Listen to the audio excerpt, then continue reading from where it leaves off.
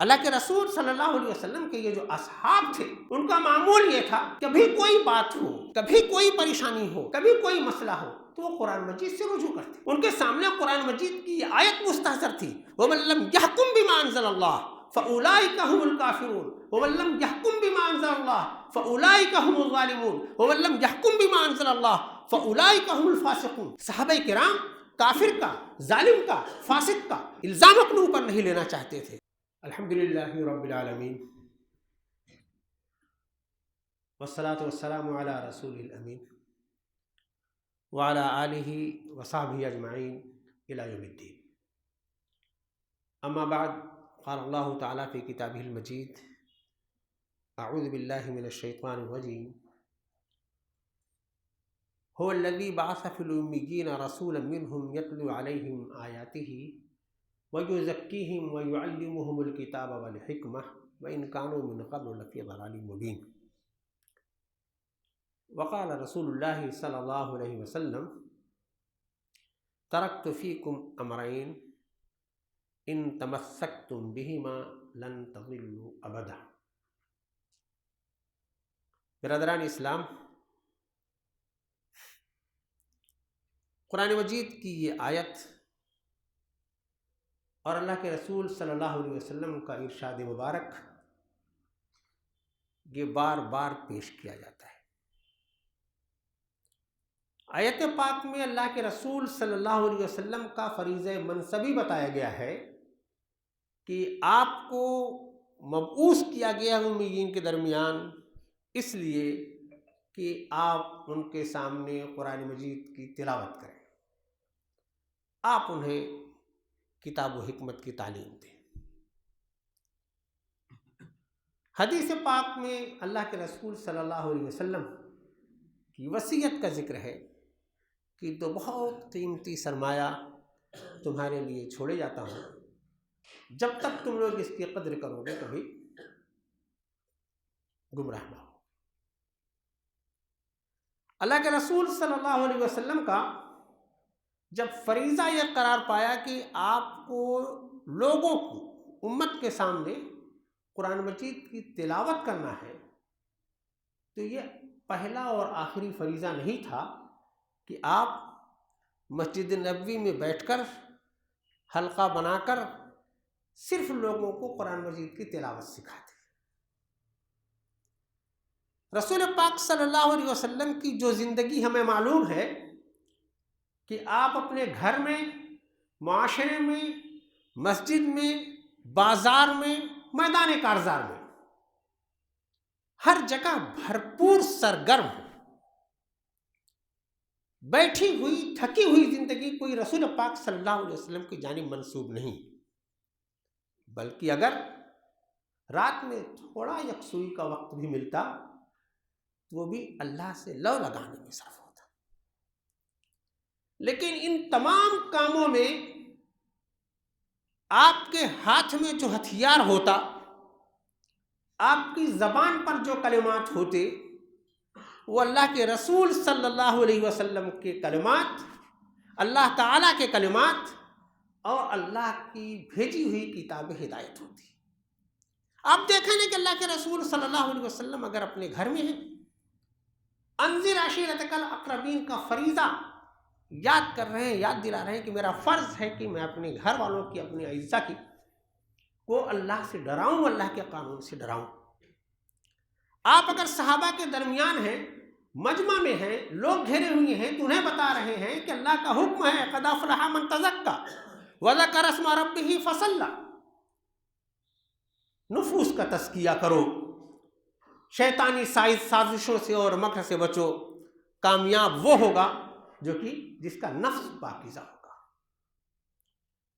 اللہ کے رسول صلی اللہ علیہ وسلم اگر بازار میں ہیں تو وہاں حرام و حلال کا مسئلہ سمجھا رہے ہیں، بتا رہے ہیں کہ حل اللہ البیع وحرم الربا، یہ جو لین دین میں سود ایک چیز ہے، صرف یہ حرام ہے، لیکن بیع کی ڈھیر ساری چیزیں تمہارے لیے جائز ہیں. خرید و فروخت، لین دین اور اپنے آپ کو، اپنے معاشرے کو اوپر اٹھانے کے لیے بہت سارے تمہارے پاس مواقع ہیں، اس کی آپ تعلیم دے رہے ہیں. اللہ کے رسول صلی اللہ علیہ وسلم اگر میدان کارزار میں ہیں، صحابہ کرام کا حوصلہ پست ہوتا دیکھ رہے ہیں، وہاں ان کو فرما رہے ہیں یا ایھا الذین آمنوا اصبروا وصابروا ورابطوا واتقوا اللہ لعلکم تفلحون۔ اللہ کے رسول صلی اللہ علیہ وسلم میدان کارزار میں ہیں اور آپ دیکھ رہے ہیں تلواریں چمک رہی ہیں، لاشیں گر رہی ہیں، خون بہا جا رہا ہے، نقصان ہو رہا ہے۔ آیت پاک سناتے ہیں من المؤمنین رجال صدقوا ما عاهدوا اللہ علیہ فمنهم من قضى نحبه ومنهم من ينتظر۔ میرے عزیزوں، میرے مومنوں، تمہارے ایمان کا تقاضا یہ ہے، اصل ایمان والے تو لوگ وہ ہیں جنہوں نے اپنی زندگیاں اللہ کی راہ میں قربان کر دی، انہوں نے اس کی پرواہ نہیں کی۔ تمہیں وہ لوگ بہت سے ہیں جو اللہ کی راہ میں شہادت پیش کرنے کے منتظر ہیں۔ یہ جان، یہ امانت اللہ کی ہے، اور مومن کی شان یہ ہے کہ وہ اس کے لیے تیار رہے۔ اللہ کے رسول صلی اللہ علیہ وسلم کی زبان پر ہر وقت اللہ کا کلمہ ہے۔ اللہ کے رسول صلی اللہ علیہ وسلم کا سب سے بڑا ہتھیار یہ قرآن مجید ہے۔ اسی کو زندگی میں اتارنا، اسی کو معاشرے میں اتارنا، اسی کی بنیاد پر معاشرہ تعمیر کرنا۔ اللہ کے رسول صلی اللہ علیہ وسلم منبر پر کھڑے ہیں تو ارشاد فرماتے ہیں ان اللہ یامر بالعدل والاحسان وایتاء ذی القربى وینہی عن الفحشاء والمنکر والبغی۔ اللہ تعالیٰ تمہیں حکم دیتا ہے کہ تم نظام عدل قائم کرو، احسان کرو، فحشات منکرات سے بچو، کہ معاشرے سے کی کامیابی کا یہی راستہ ہے۔ اللہ کے رسول صلی اللہ علیہ وسلم کو خود کبھی مایوسی ہوتی ہے، پریشانی ہوتی ہے، تو یہی قرآن مجید آپ کی رہنمائی کرتا ہے۔ اللہ تعالیٰ کہتا ہے لعلک باخع نفسک علی آثارہم ان لم یؤمنوا بہذا الحدیث اسفا۔ آپ دعوت کے لیے، اپنے ان دوستوں کے لیے، سرداروں کے لیے پریشان ہیں کہ کس طرح سے یہ ایمان لے آئیں۔ آپ ان کے پیچھے اپنے آپ کو ہلاک کر دینا چاہتے ہیں اس قرآن کو پہنچانے کے لیے۔ ہدایت دینا اللہ کا کام۔ یہ اللہ کے رسول صلی اللہ علیہ وسلم کے ہاتھ میں جو کتاب تھی، جس کے وہ امین تھے، اس کے ساتھ آپ کا اسوہ ہے۔ اگر آپ صحابہ کرام رضوان اللہ تعالی علیہم اجمعین کی زندگیاں دیکھیں، پوری ایک تاریخ ہے ہمارے سامنے۔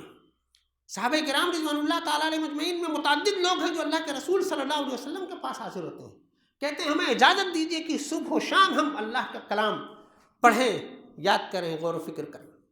صحابہ کرام کی زندگیوں میں یہ ہے کہ اللہ کا قرآن اگر وہ سنتے اپنے کانوں سے تو ان کے آنکھوں سے آنسو روا ہو جاتے۔ صحابہ کرام ہی کا یہ واقعہ ہے کہ اللہ کا کلام وہ پڑھتے تو تقشعر منہ جلودہم، قرآن مجید پڑھ کر، اس کے احکام کو سن کر، جنت کی خوف کی آیات کو سن کر ان کی جلدیں کپ کپا اٹھتی ہیں، ان کے رونگٹے کھڑے ہو جاتے ہیں۔ اللہ کے رسول صلی اللہ علیہ وسلم کے یہ جو اصحاب تھے، ان کا معمول یہ تھا کبھی کوئی بات ہو، کبھی کوئی پریشانی ہو، کبھی کوئی مسئلہ ہو تو وہ قرآن مجید سے رجوع کرتے۔ ان کے سامنے قرآن مجید کی یہ آیت مستحضر تھی وَمَن لَّمْ يَحْكُم بِمَا أَنزَلَ اللَّهُ فَأُولَٰئِكَ هُمُ الْكَافِرُونَ وَمَن لَّمْ يَحْكُم بِمَا أَنزَلَ اللَّهُ فَأُولَٰئِكَ هُمُ الظَّالِمُونَ وَمَن لَّمْ يَحْكُم بِمَا أَنزَلَ اللَّهُ فَأُولَٰئِكَ هُمُ الْفَاسِقُونَ۔ صحابہ کرام کافر کا، ظالم کا، فاسق کا الزام اپنے اوپر نہیں لینا چاہتے تھے۔ ہر معاملے میں، ہر چیز میں وہ اللہ کی کتاب قرآن مجید سے رجوع کرتے تھے۔ صحابہ کرام کی زندگیوں میں اگر ہم قرآن مجید کو دیکھیں تو کیسی کیسی مشکلات میں رہنمائی انہوں نے قرآن مجید سے حاصل کی۔ وہ منظر آپ کو یاد ہے، اللہ کے رسول صلی اللہ علیہ وسلم کے وصال کی خبر عام ہو گئی۔ حضرت عمر رضی اللہ تعالیٰ ننگی تلوار لے کر میدان میں آتا ہے۔ خبردار اگر کسی نے یہ کہا کہ اللہ کے رسول صلی اللہ علیہ وسلم کا وصال ہو گیا۔ یہ فرط جذبات کا ایک مظہر ہے۔ حضرت ابو بکر صدیق رضی اللہ تعالیٰ عنہ کہتے ہیں عمر، کیا تم نے قرآن مجید کی وہ آیت نہیں سنی قد خلت من قبلکم رسل، تو اس سے پہلے انبیاء آئے، رسول آئے، وہ بھی چلے گئے۔ حضرت عمر رضی اللہ تعالیٰ عنہ کی تلوار اندر چلی جاتی ہے۔ یاد آ جاتا ہے کہ یہ قرآن ایسے موقع پر بھی رہنمائی کے لیے ہے۔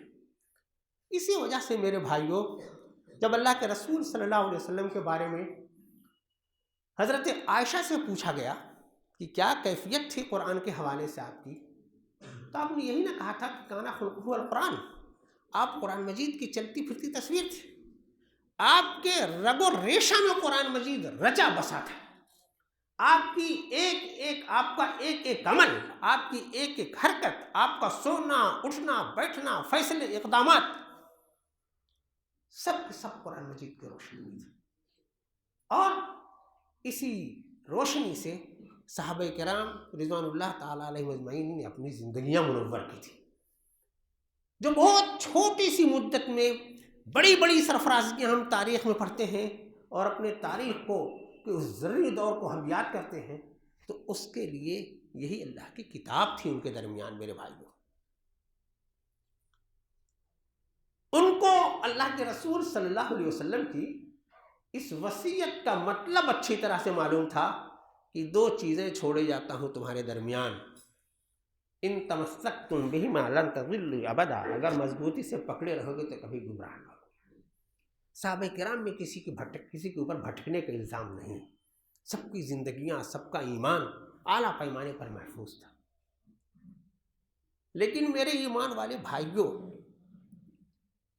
اپنی تاریخ کو یاد رکھو، قرآن کی تاریخ کو یاد رکھو کہ قرآن مجید اور حدیث شریف دونوں میں اس کے واضح اشارے موجود ہیں کہ اس کتاب کے مخالفین بھی لوگ کھڑے ہوں گے، اس کتاب سے غفلت بھی ہوگی، اس کتاب سے دور بھی کیا جائے گا۔ جہالت کے زمانے میں تو لوگ یہ کہتے تھے کہ یہ شاعری ہے اور کاہنی ہے، فلسفے کا زمانہ آیا تو یہ کہہ دیا کہ یہ اللہ کا کلام یہ نہیں ہے، معنی ہے اور حکم ہے۔ استشراق کا مشرکین کا زمانہ آیا تو انہوں نے اس کے استناد پر شبہ کر دیا۔ لیکن اتنی لمبی تاریخ میں کیوں جائیں میرے بھائیوں، میرے مسلمان بھائیوں، اس اللہ کی کتاب کے ہم سب امین ہیں۔ ہمارا زمانہ تو اور بہت خراب ہے، ہمارے اس زمانے میں ہماری امت نے ہمارے قرآن کے وقار کو نیچا کر دیا۔ اللہ، اس کے رسول کا حکم ہمیں معلوم ہے، صحابہ کرام کا اسوہ ہمیں معلوم ہے، کبھی کسی نے یہ نہیں کہا کہ اللہ کی یہ کتاب صرف اور صرف ثواب حاصل کرنے کے لیے ہے، صرف برکت کے لیے ہے، صرف طاقوں میں سجانے کے لیے ہے، صرف محفلوں کی زینت بننے کے لیے ہے، صرف مردوں کی مغفرت کروانے کے لیے ہے۔ اللہ اور اس کے رسول کی تعلیمات میں تو قرآن مجید کا یہ زندہ اسوہ ہے کہ اس سے رہنمائی حاصل کی جائے گی قدم قدم پر، ہر مشکل میں۔ ہم دیکھیں نا اپنا حال، ہم میں سے کس کو یاد ہے کہ کوئی مشکل پیش آئی ہو، کوئی نزاع ہو گیا ہو اور ہم نے قرآن سے رجوع کیا؟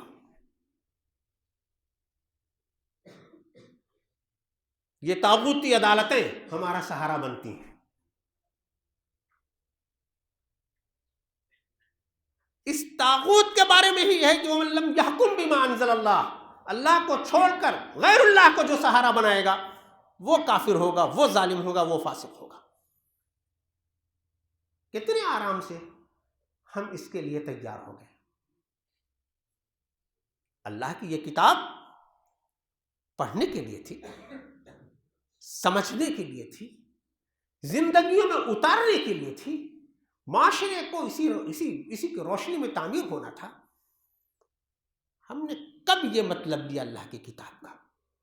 تلاش کریں ہم منبر پر، تلاش کریں ہم اپنے دارالفتاوی کی میز پر، تلاش کریں ہم قرآن مجید کی آیات کو علماء کے خطابات میں، اگر مل گئی تو تحلیۃ للقسم، قسم کھانے کے لیے کہ قرآن کی آیت بھی پڑھی تھی۔ قرآن مجید بھی دفتین میں رکھا ہوا تھا فتاوی کی میز پر، لیکن فتاوی قرآن مجید کی روشنی میں دیے جا رہے تھے۔ مدارس جو اللہ اور اس کے رسول کی تعلیم کے لیے ہی قائم ہیں، ان میں قرآن مجید کی تعلیم کا حق ادا کیا جا رہا تھا۔ میرے بھائیوں، ساری صورتحال بہت مایوس کن ہے۔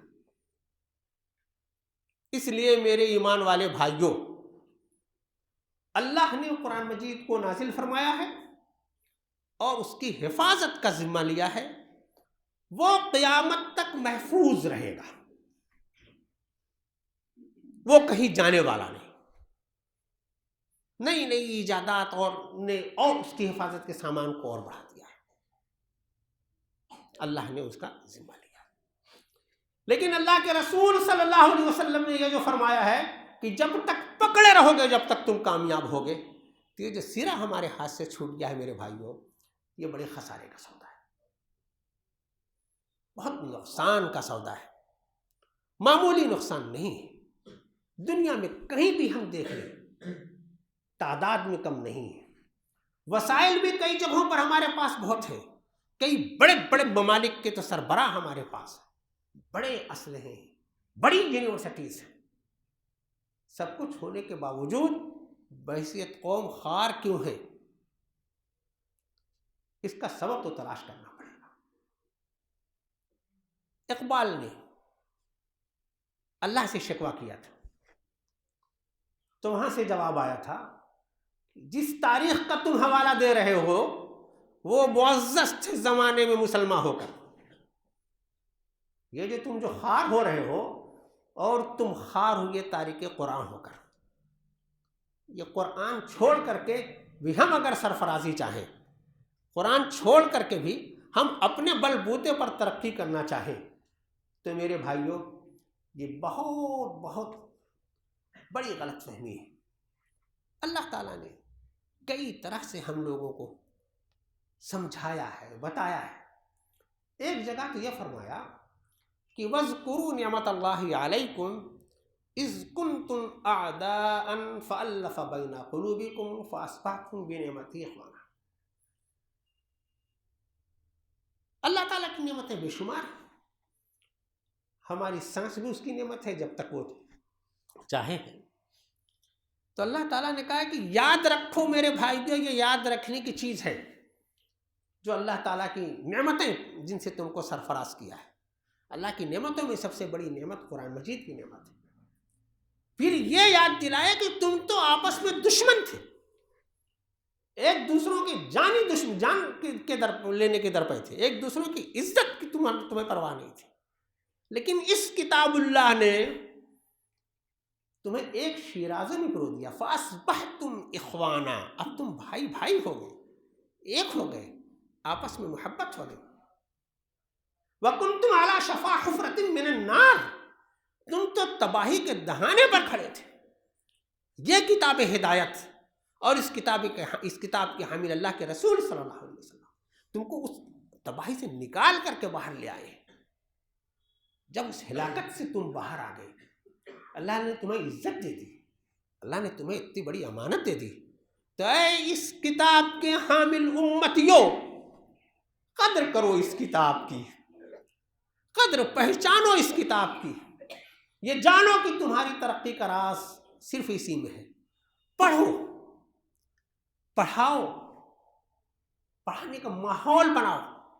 اللہ کے رسول صلی اللہ علیہ وسلم کے جو اصحاب تھے ان کی زندگیاں اسی لیے تھی، اس لیے کہ وہ اس حدیث پاک کا مطلب بھی جانتے تھے کہ خیرکم من تعلم القرآن وعلمہ، تمہیں انسانوں میں تم لوگوں کو عزت دار بننے کا شوق ہے، منصب دار بننے کا شوق ہے، ڈگری ہولڈر بننے کا شوق ہے، سب سے بڑھیا ڈگری والا، عزت والا وہ آدمی ہوگا جو قرآن کو پڑھانے میں اپنی زندگی کھپا دے اور اس میں لگ جائے۔ تو میرے بھائیوں، ہماری زندگیاں بھی قرآن سے خالی ہیں، ہمارے بچوں کی زندگیاں بھی قرآن سے خالی ہیں، ہمارا معاشرہ بھی قرآن سے خالی ہے، اور بڑی لاچاری میں جب کبھی ضرورت پڑتی ہے ہم قرآن کو نکال کر اس سے رسم ادا کر لیتے ہیں۔ قرآن ہم سے بہت دور ہو گیا ہے۔ دور کس نے کیا اس کی بھی تحقیق کی ضرورت ہے، لیکن ایک دشمن کا نام معلوم ہے، وہ قرآن مجید میں بار بار بیان کیا گیا ہے، وہ شیطان ہے۔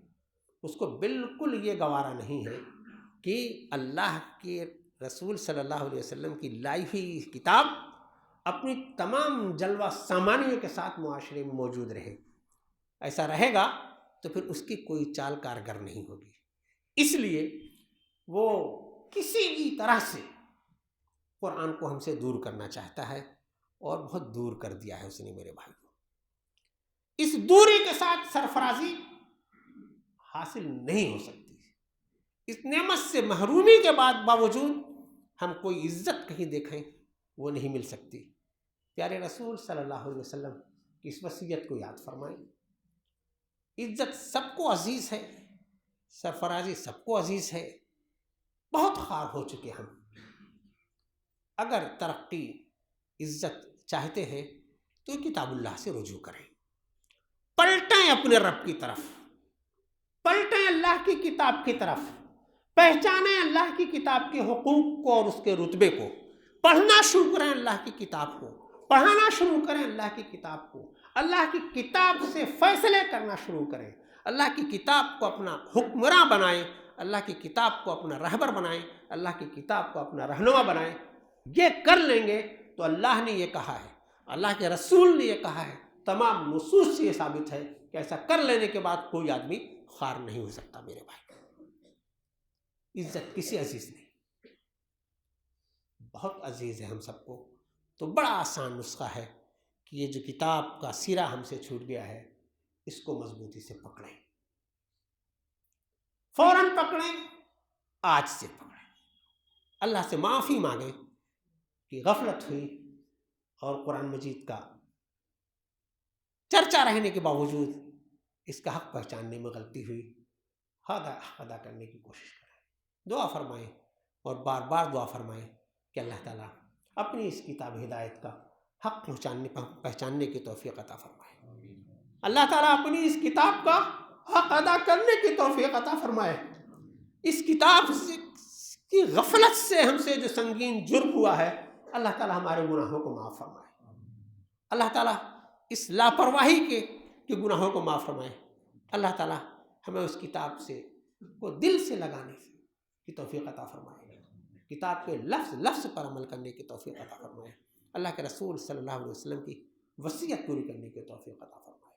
بارک اللہ لنا و لکم فی القرآن العظیم ونفعنا و ایاکم بالآیات والذکر۔